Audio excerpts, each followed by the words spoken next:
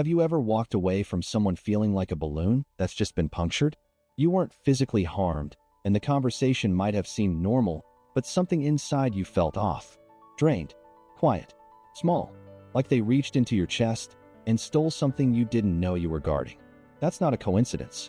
That's not your imagination.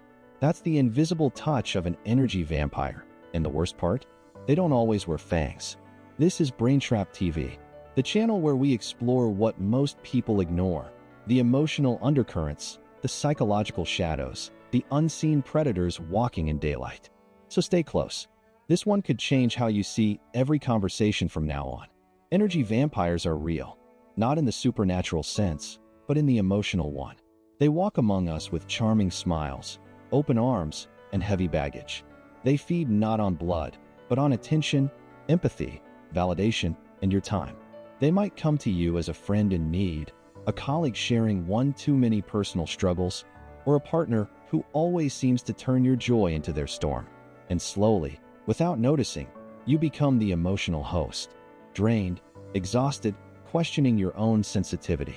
They thrive in the spaces where empathy lives. If you're the kind of person who listens deeply, who cares genuinely, who always picks up the call no matter how tired you are, then you, my friend, are prime real estate for an energy vampire. Because these people aren't always evil or malicious.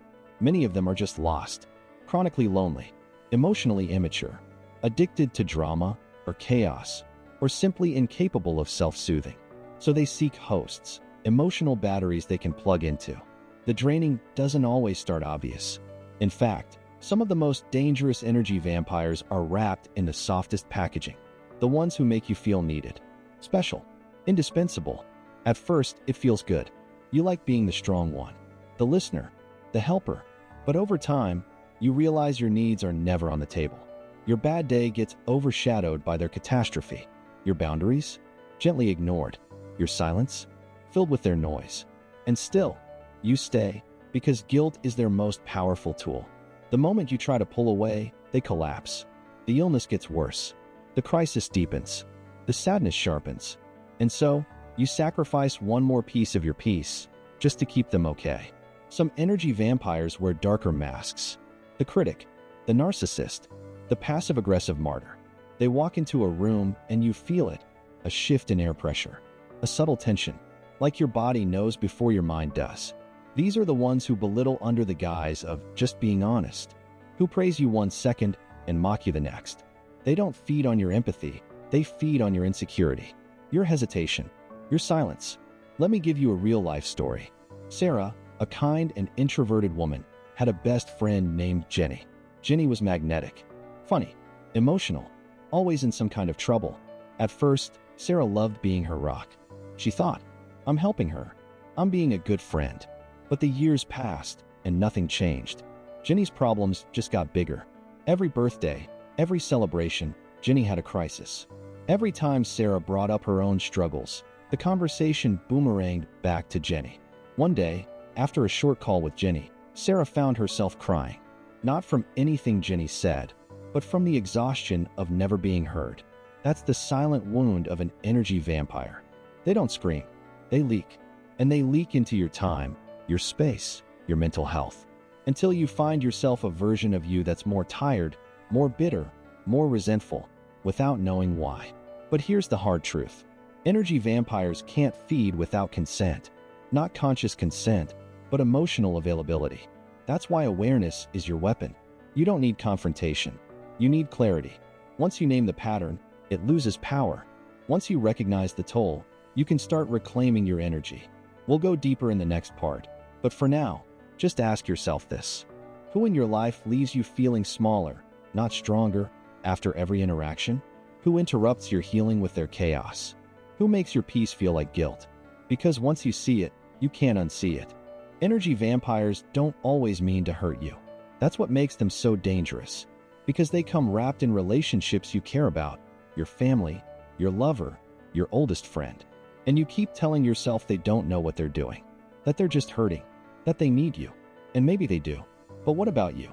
Let's talk about the kind that hides in the mirror. The parent who always makes your success feel like their failure. You come home excited about something, and they respond with fear, doubt, or worse, silence. You leave those conversations feeling ashamed for feeling proud. That's not parenting. That's parasitic. Or the friend who always has a bigger crisis. You share a painful breakup, and somehow the conversation shifts to their distant cousin's dog dying. You're not allowed to feel pain without it being dwarfed, without it being redirected. It's subtle, but it trains you to stop sharing, to stop feeling. And eventually, you start wondering if your emotions matter at all. Then there's the partner who always needs saving. Every argument becomes your fault. Every feeling you express becomes an attack. You try to draw a boundary, and suddenly they're spiraling. You end up comforting them for the pain they caused you. They say they're broken. You say, I can fix this. But you can't fix someone who drains your light to feed their shadows. One of the hardest truths you'll learn is that not every connection is meant to last. Some people enter your life not to grow with you, but to test if you've grown. To test whether you'll abandon yourself again, whether you'll shrink again, whether you'll trade your peace for proximity, your sanity for security. And energy vampires? They feed on that old version of you, the one that didn't know how to say no. Here's what makes them so confusing. They're not always toxic all the time. In fact, they're often the most loving in the moments when you're about to leave. That's how the cycle continues. They sense the shift, the pullback, the boundary forming, and suddenly they're sweet again, present, soft. You think, maybe I imagined it. Maybe things are getting better. But soon enough, the same patterns return, and you're right back in the role they wrote for you. Caretaker, empath, emotional punching bag. Let's go even deeper. Energy vampires have mastered the art of making you question yourself. They twist reality in small ways. Forget conversations that happened. Insist on details that didn't. You start doubting your memory, your feelings. You think, maybe I'm too sensitive. But here's the truth. You're not too sensitive. You're just finally sensing the truth. Real relationships leave you feeling seen, not second-guessed. They don't exhaust you. They nourish you.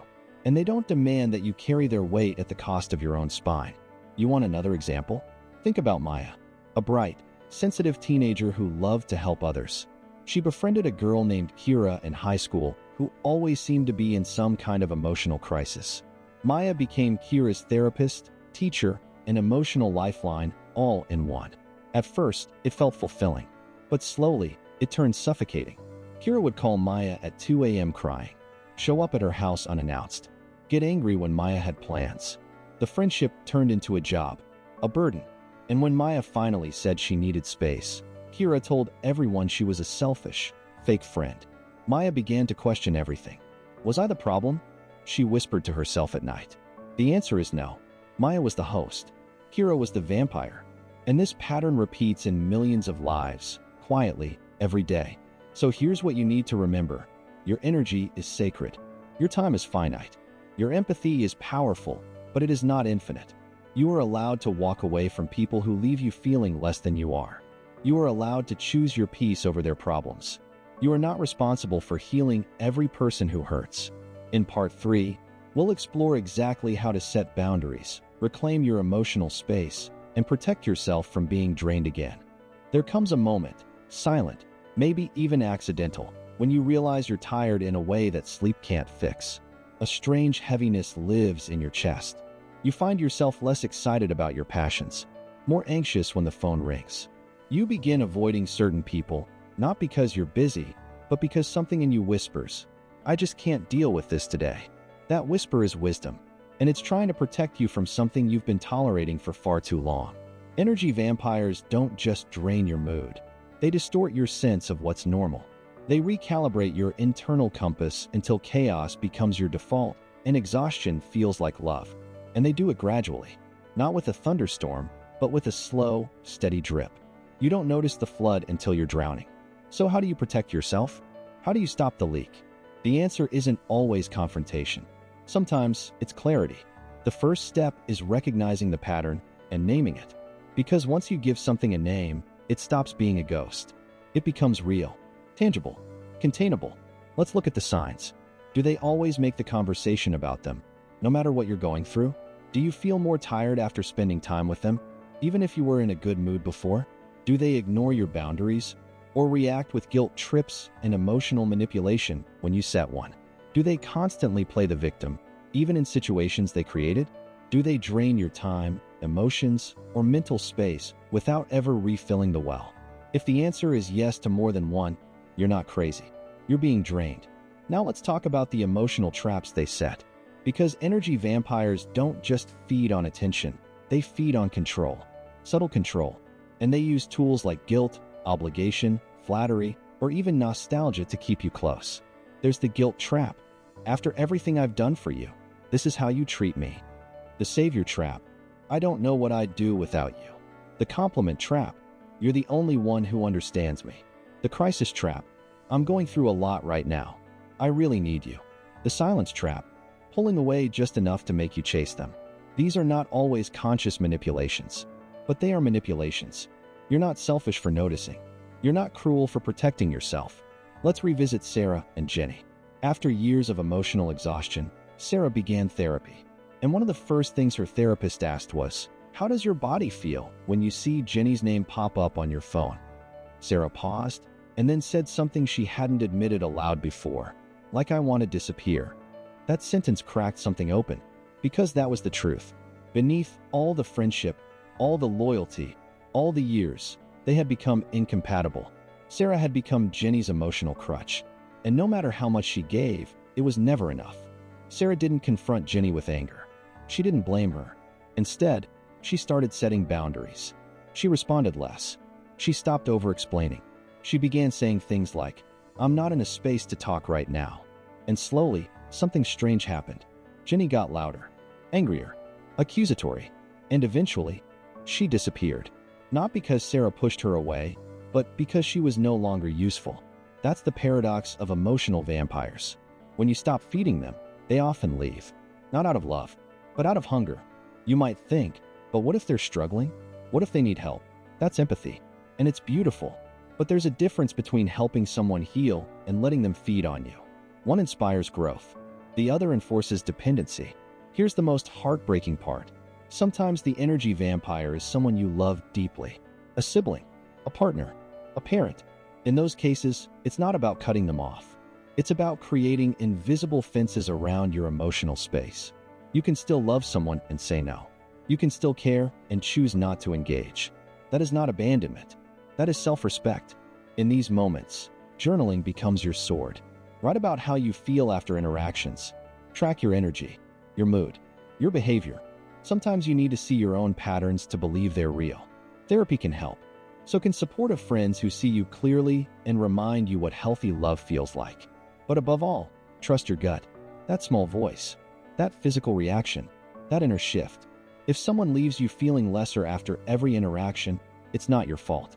It's a signal. You are not here to carry someone else's emotional weight forever. You are not here to dim your light so someone else doesn't feel insecure. And you are not responsible for the emotional reactions of people who refuse to take responsibility for themselves. It's okay to walk away. You're allowed to choose peace, even if it means choosing it alone for a while. The question is, will you? One of the hardest things you'll ever do is say goodbye to someone who was never truly there for you. Because when you finally see them clearly, not as the person you wanted them to be, but as they actually are, it hurts. Not just because of them, but because of who you had to become to survive them. Maybe you became quieter, less trusting, more apologetic. Maybe you found yourself canceling plans to be there for them, even when they wouldn't do the same. Maybe you stopped talking about your own feelings because theirs were always louder. Maybe, just maybe, you stopped recognizing yourself. This is the cost of proximity to an energy vampire. And once you recognize that cost, you face a choice. A quiet, painful, powerful choice. Do you stay and keep bleeding from wounds they refuse to see? Or do you take back your energy, your voice, your space? Taking back your power doesn't require rage. It requires resolve. It starts with silence, not the kind that screams, but the kind that saves. You stop explaining yourself. You stop answering every text. You stop rescuing them from the consequences of their actions. You stop filling the silence with your guilt. They will notice. They will react. They may accuse you of changing. But that's the point. You are changing. You are healing. And healing is often misunderstood by those who benefit from your brokenness. Real-life example? Look at Daniel. For years, his older brother Mark manipulated him emotionally, turning every family gathering into a stage, demanding attention, constantly comparing, shaming, and guilt-tripping Daniel for choosing a quieter life. For a long time, Daniel kept showing up. He kept hoping things would change, but they didn't. Until one day, Daniel just stopped. He didn't go to the family dinner. He didn't return the call. He stopped defending himself, and instead, he started rebuilding himself. It didn't end in a dramatic confrontation. It ended in peace, in freedom, in rediscovering who he was without that constant drain. That's the ending you deserve, too. Because the truth is, protecting your energy isn't selfish. It's sacred. You are not here to be drained, diminished, or doubted. You are here to grow, to give, and to glow. But only to those who truly see you, truly respect you, truly care for you without conditions. So here's what you must remember. If someone repeatedly makes you question your worth, it's not love, it's control. If someone's presence feels heavier than their absence, it's not connection, it's consumption. And if someone can't celebrate your boundaries, they never respected you in the first place. Let them go. Let them misunderstand you. Let them call you selfish. Because peace isn't found in being everything for everyone. It's found in being fully yourself, for yourself. You are not a source of endless energy for people who refuse to grow. Protect your light, honor your space, and never forget, when you stop feeding the vampires, they vanish. Thank you for watching. If this resonated with you, share it with someone who needs to reclaim their energy too.